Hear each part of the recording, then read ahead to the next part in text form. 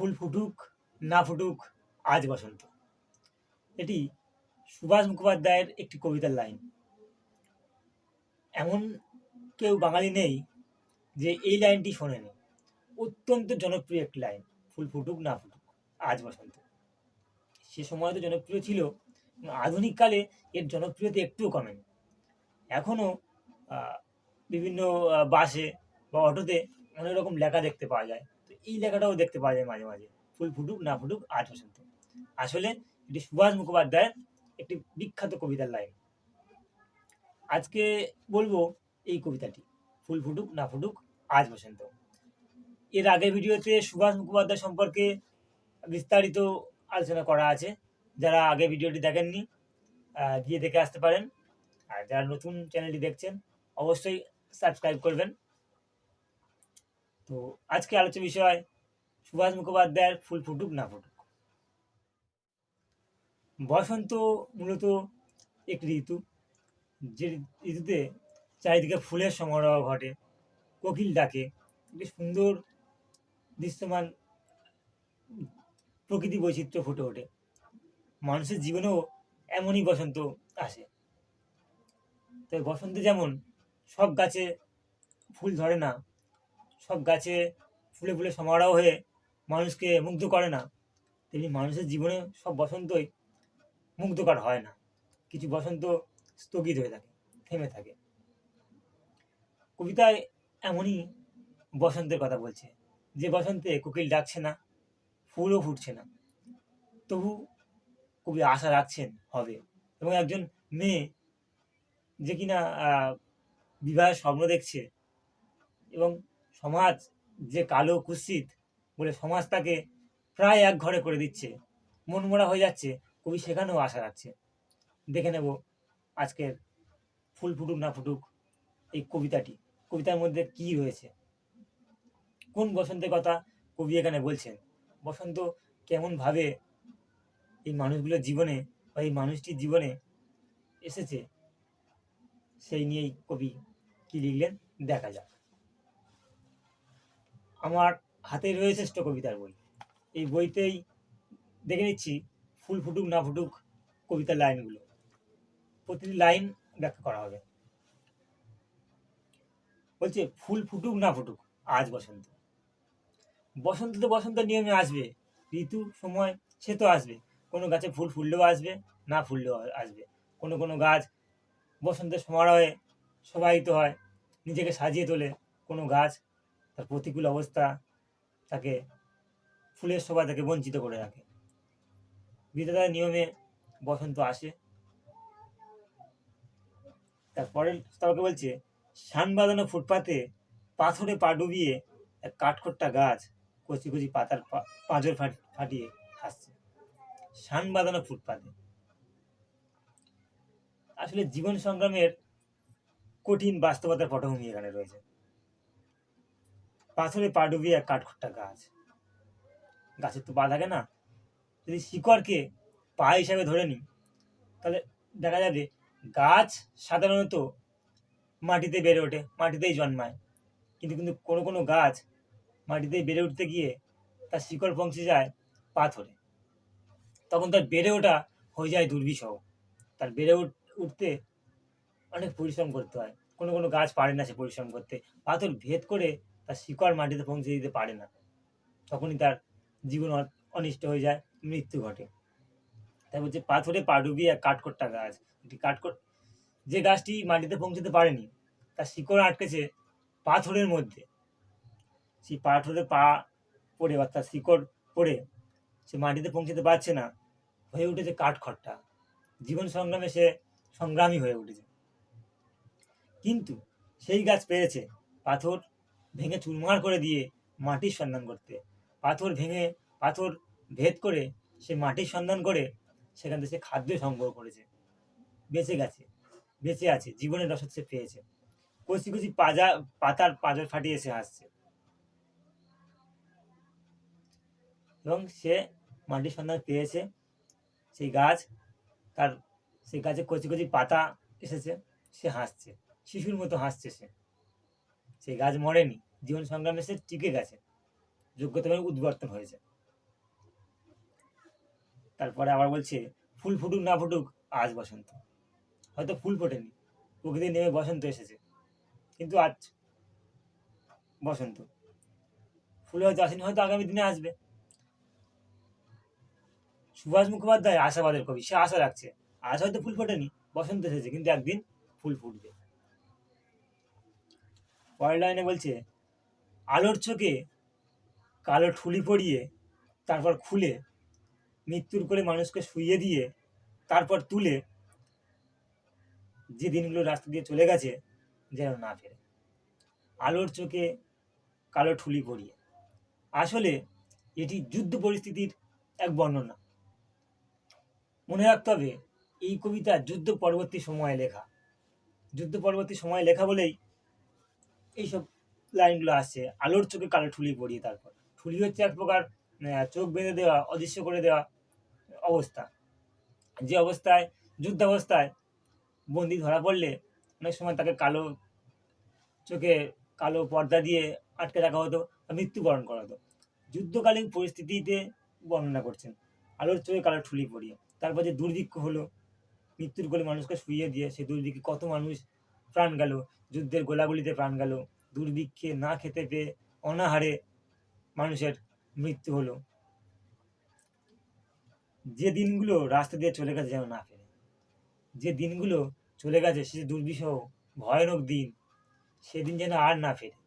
সেদিন আর যেন এই ভারত ভূমিকে, এই বাংলাকে আর যেন না দেখতে হয়। যা গেছে তা গেছে, এবার ভালো দিন আসুক, বসন্ত বসন্তের মতো হয়ে আসুক, রঙিন দিন হয়ে আসুক।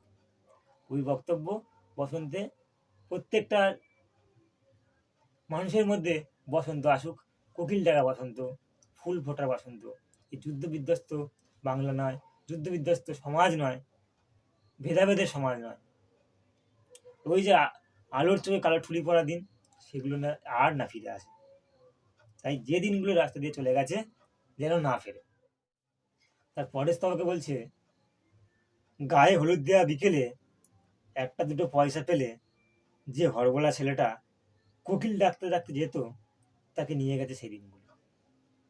গায়ে হলুদ দেওয়া বিকেল, একটি বিকেলে বর্ণনা দিচ্ছেন, গায়ে হলুদ দেওয়া বিকেল। হয়তো কোনো গায়ে হলুদ দেওয়া বিকেল, কোনো অনুষ্ঠানের বিকেল, একটা দুটো পয়সা পেলে, কোনো পয়সা কড়ির জন্য, অর্থ উপার্জনের জন্য যে হরবলা ছেলেটা কোকিল ডাকত। হরবলা বলতে যে মানুষ অনুকরণ করতে পারে কোনো প্রাণী বা পাখির, যেমন কোকিল ডাকতে পারতো ওই ছেলেটি, যে হরবলা ছেলেটি কোকিল ডাকতে পারতো, তাকে নিয়ে গেছে যে দিনগুলো। গায়ে হলুদ বিকেলে কয়েকটা পয়সার জন্য, টাকা উপার্জনের জন্য যে ছেলেটা বিভিন্ন ভাবে জীবনযাপন করতো, জীবিকা নির্বাহ করতো, সেই ছেলেটা ওই দুর্ভিক্ষের দিন, এই যুদ্ধ বিধ্বস্ত দিন, হয়তো যুদ্ধের বোমার আঘাতে বা বন্দুকের আঘাতে, অথবা দুর্ভিক্ষে অনাহারে না খেয়ে কোনোভাবে সে আর ফেরেনি, তাকে ডেকে নিয়ে গেছে সেই দিনগুলো, সেই খারাপ দিনগুলো, সে আর ফেরেনি। তাই কবি বলেছেন যে দিনগুলো রাস্তা দিয়ে চলে গেছে যেন না ফেরে, সেই ছেলেটাও ফেরেনি এমনই দিনে। পরের স্তবকে বলছে লাল কালিতে ছাপা হলুদ চিঠির মতো আকাশটাকে মাথায় নিয়ে এগুলি দেখ কালো কুৎসিত আইবুড়ো মেয়ে রেলিংয়ে বুক চেপে ধরে এইসব সাত পাঁচ ভাবছিল। কোনো একটা মেয়ে যে আকাশের নিচে মাথা রেখে লাল কালিতে ছাপা হলুদ চিঠির মতো, লাল কালিতে হলুদ চিঠির মতো বলতে বিয়ের কার্ড বা বিয়ের নিমন্ত্রণ পত্র বোঝানো হয়েছে। লাল কালি এবং হলুদ অক্ষর বা হলুদ কার্ডের ওপর লাল কালি দিয়ে বিয়ের কার্ড বা নিমন্ত্রণ পত্র তৈরি করা হয়। সে সে বিয়ের কথা ভাবছিল, যে কিনা একটি আইবুড়ো মেয়ে, যে কালো কুৎসিত। সমাজ তখনও খুব নিষ্ঠুর ছিল, এখনো সমানভাবে নিষ্ঠুর আছে। সমাজে এই বৈষম্য তখনও খুব ছিল, এখনো আছে। কালো, বেঁটে, মোটা, এগুলো নিয়ে সমাজ ভাবতে ছাড়ে না। হয়তো তাতে কোনো সমস্যাই নেই, কিন্তু এইগুলো নিয়ে মানুষের মধ্যে লেগে থাকা, মানসিকভাবে বিধ্বস্ত করা, আঘাত করা, কোনো মতে তাকে একঘেয়ে করে দেওয়া, এক ঘরে করে দেওয়া। সমাজ তখনও এমন ছিল, এখনও আছে। সমাজ বদলায়নি। এই সমাজের বদল প্রয়োজন। মানুষ লেখাপড়া শিখছে, শিক্ষিত হচ্ছে, বুদ্ধিগতভাবে তাদের পরিবর্তন আশা করা যায়, কাম্য। কিন্তু কোথাও গিয়ে সেই সমাজ একই গণ্ডির মধ্যে আবদ্ধ হচ্ছে। একটা মানুষ কালো, কেউ রোগা, কেউ মোটা, এইগুলো নিয়ে তাদেরকে রাগানো হচ্ছে, নানাভাবে মানসিক বিকারগ্রস্ত করে দেওয়া হচ্ছে। তখনও এমন ছিল। তা বলছি, লাল কালির ছাপা হলুদ চিঠির মতো আকাশটাকে মাথায় নিয়ে এগুলি দেখ কালো কুস্তির মেয়ে রেলিংয়ে বুক চেপে এইসব সাতটা হচ্ছিল। একটি মেয়ে, সে স্বপ্ন দেখছিল বিবাহের, নতুন জীবনযাপনের। আইবুড়ো মেয়ে, আইবুড়ো মেয়ে অর্থাৎ যে মেয়ে বিবাহ যোগ্য অথচ যার বিয়ে হয়নি, বিয়ে হওয়ার আগের মুহূর্ত পর্যন্ত সে আইবুড়ো। সে স্বপ্ন দেখছিল নতুন বিয়ে, নতুন জীবনের। ঠিক সেই সময় চোখের মাথা খেয়ে গায়ে উড়ে এসে বসলো আবরণ পোড়ার মুখ লক্ষ্মীছাড়া প্রজাপতি।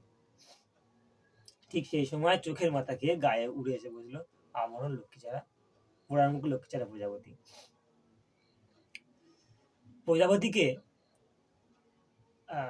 সমাজে প্রচলিত আছে, প্রজাপতি হচ্ছে বিবাহ যোগ সূত্র তৈরি করে, যোগ সন্ধান তৈরি করে। অর্থাৎ বিবাহের সঙ্গে প্রজাপতির একটা মিল রয়েছে, একটা সাদৃশ্য রয়েছে। এই প্রজাপতি প্রচলিত আছে, প্রবাদ আছে বা সমাজ কথন আছে যে প্রজাপতি গায়ে বসলে তার নাকি বিয়ে হয়ে যায়। অর্থাৎ প্রজাপতি একটা সম্বন্ধ তৈরি করে। এমনকি বিয়ের মন্ত্রের মধ্যেও প্রজাপতি রয়েছে, প্রজাপতি ব্রহ্মা বা অনেক মন্ত্রর মধ্যেও প্রজাপতি প্রসঙ্গ একটা রয়েছে। প্রজাপতিকে বিবাহের ক্ষেত্রে খুব শুভ মনে করে। তো একটা মেয়ে যখন তার নিজের সম্বন্ধে ভাবছিল, বিয়ে সম্পর্কে, জীবন সম্পর্কে, জীবনের সঙ্গী সম্পর্কে, ঠিক সেই সময় কবি ঠাট্টা করে বলছেন, চোখের মাথা খেয়ে গায়ে উড়ে এসে বসলো আমরণ পোড়ার মুখ লক্ষ্মীছাড়া প্রজাপতি। যে মেয়েটির বিয়ে হচ্ছে না, বিয়ে সমাজ যাকে প্রায় এক ঘরে করে দিচ্ছে কালো কুৎসিত বলে, তার গায়ে এসে প্রজাপতি বসছে। তারপর দড়াম করে দরজা বন্ধ হওয়া শব্দ। যখন এইসব ভাবছিল রেলিংয়ে হেলান দিয়ে, তখন প্রজাপতি গায়ে বসলো। কোথাও নিজের সঙ্গীত ফিরে পেয়ে, নিজের জ্ঞান ফিরে পেয়ে, নিজের ভাবনাকে ফিরে পেয়ে মেয়েটি নিজের ঘরে দড়াম করে দরজা বন্ধ করে দিয়েছে। দুঃখে হোক বা সমাজের প্রতি তার দায়বদ্ধ উদাসীনতা হোক, নিজের জন্য হোক, যে কারণে হোক, সে দরজা বন্ধ করে দিয়েছে। তারপরে স্তবক এবং শেষ স্তবক হচ্ছে, অন্ধকারে মুখ চাপা দিয়ে দড়ি পাকানো সেই গাছ তখনও হাসছে। অন্ধকারে মুখ চাপা দিয়ে মেয়েটি তো দরজা বন্ধ করে দিল। তারপরে প্রসঙ্গে চলে যাচ্ছে কবি সেই গাছের কাছে, যে গাছটি পাথর ফুটো করে, পাথরের মধ্যে দিয়ে শিকড় সঞ্চার করে, পাথরের মধ্যে দিয়ে শিকড় প্রবেশ করিয়ে, পাথর ফাটিয়ে দিয়ে, যে গাছ মাটি অবধি প্রবেশ করেছে এবং জল বা শোষণ করে নিজের যে অঙ্গ প্রত্যঙ্গ অর্থাৎ পাতা তার গায়ে গজিয়েছে, সারা গাছ কচি কচি পাতায় ভরে গেছে, সেই গাছ, দড়ি পাকানো সেই গাছ তখন হাসছে। এই দড়ি পাকানো সেই গাছ বলতে দুটো অর্থ বোঝা যেতে পারে। একটা অর্থে নেগেটিভ দিক ধরা যায়। নেগেটিভ দিকে রয়েছে আত্মহনন করার একটা দিক। তো যেহেতু এই কবিতা আশাবাদের কবিতা, এই কবিতায় ছত্র ছত্র কবি আশাবাদের কথা বলেছে, সেহেতু পজিটিভ দিকটাই ধরা ভালো। পজিটিভ দিক রয়েছে, অন্ধকারে মুখ চাপা দিয়ে দড়ি পাকানো সেই গাছ, অর্থাৎ যে গাছ প্রতিকূল পরিবেশের মধ্যে বেড়ে উঠেছে, যে গাছ খুব কঠোরভাবে সংগ্রাম করে বেঁচেছে, যে গাছ মাটিতে শিকড় যাওয়ার আগে তার শিকড় পড়েছে পাথরে, পাথর পাটিতে, সেই গাছ জীবন সংগ্রাম করার ফলে, প্রতিকূল পরিবেশে বেড়ে ওঠার ফলে তার শরীর হয়ে গেছে শীর্ণ দড়ির মতো। সেই শীর্ণ দড়ির মতো গাছ যার সংগ্রামের প্রতীক। তাই কবি বলছেন, অন্ধকারে মুখ চাপা দিয়ে দড়ি পাকানো সেই গাছ, অর্থাৎ সংগ্রামী সেই গাছ তখনও হাসছে। সেই গাছ নিজেকে আনন্দিত করেছে, প্রস্ফুটিত করেছে। এই কবিতা আশাবাদের কবিতা। এই কবিতা তাই দ্বিতীয় পজিটিভ দিকটাই ধরে রাখাই ভালো। এই কবিতা বাঁচতে শেখায়, এই কবিতা ঘুরে দাঁড়াতে শেখায়। এই কবিতা অন্য বসন্তের কবিতা, বসন্তের কবিতা, তবে অন্য বসন্তের কবিতা। যে বসন্ত শুধু কোকিল, ফুল, ফুলের সমারোহ এসব বোঝায় না, মানুষের জীবন সংগ্রাম এবং জীবন সংগ্রাম, কঠোর জীবন সংগ্রাম থেকে বেঁচে ফিরে এসে আবার একটা অন্য বসন্তে দাঁড়ানোর কবিতা। সুভাষ মুখোপাধ্যায় অন্য ধারার কবিতা। সাধারণ মানুষ যেভাবে ভাবতে পারে তিনি সেভাবে ভাবতে পারেন না। ফুল সম্পর্কে তার অনেক অভিমান রয়েছে। তার শ্রেষ্ঠ কবিতা পড়লে অনেক জায়গায় ফুল নিয়ে তিনি বলেছেন, প্রিয় ফুল খেলবার দিন নয় অদ্য, ধ্বংসের মুখোমুখি আমরা। অন্য আরো একটি কবিতায় ফুল সম্পর্কে তার অভিমান খুব গাঢ়। ফুল সম্পর্কে অভিমান করে তিনি বলছেন, ফুলকে দিয়ে মানুষ বড় বেশি মিথ্যে বলায় বলেই ফুলের ওপর কোনোদিনই আমার টান নেই। তার চেয়ে আমার পছন্দ আগুনের ফুলকি, যা দিয়ে কোনোদিন কারো মুখোশ হয় না। অর্থাৎ কবি ধারণা ফুলকে দিয়ে মানুষ বেশি মিথ্যে কথা বলে। বাস্তবিক তাই, ফুল হাতে নিয়েই মানুষ সবচেয়ে বেশি মিথ্যে কথা বলে। সেই জন্য ফুলকে নয়, তিনি আগুনকে বেছে নিয়েছেন। আগুন দিয়ে মুখোশ তৈরি হয় না, ফুল দিয়ে মুখোশের খেলা চলতেই পারে। মুখোশ পরা মানুষ ফুলের পিছনে লুকাতে পারে, আগুনের কাছে লুকানো যায় না। তাই কবি আগুন পছন্দ করেছেন, ফুলের থেকেও আগুনকে প্রাধান্য দিয়েছেন। ফুলকে যদি ফুলের মতো করে সম্মান না দেওয়া হয়, ফুলকে ফুলের মতো নিষ্পাপ করে তুলে না ধরা হয়, ফুলকে যদি পবিত্র হিসাবে উপস্থাপন না করা হয়, তাহলে তা পাথরের মতো হয়ে যায়। কবি আরো একটা কবিতায় বলেছেন, পাথরের ফুল কবিতায় তিনি বলছেন, ফুলগুলো সরিয়ে নাও আমার লাগছে, মালা জমে জমে পার হয়, ফুল জমতে জমতে পাথর, পাথরটা সরিয়ে নাও আমার লাগছে।